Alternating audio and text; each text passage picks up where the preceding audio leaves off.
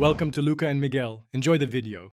In this video, I will explain how to change transmission fluid in your GMC Sierra. First, gather all necessary tools such as a drain pan, a socket wrench set, and a torque wrench. Make sure you have several quarts of the correct type of new transmission fluid and a new filter kit. Always prioritize safety by using jack stands and wearing protective gloves and eyewear before starting any work under your truck.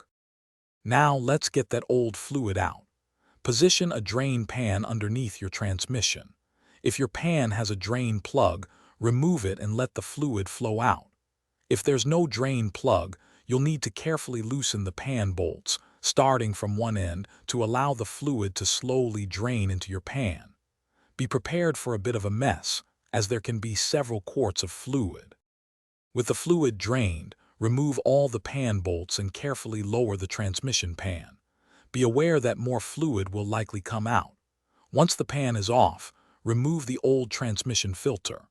Clean the pan thoroughly, including the magnet inside, and scrape off any old gasket material from both the pan and the transmission housing. Install your new filter, ensuring it's seated correctly, then place a new gasket on the pan.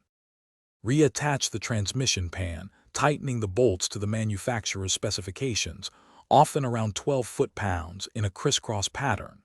Now, add the new transmission fluid through the fill tube, typically around 6 to 8 quarts for a pan drop.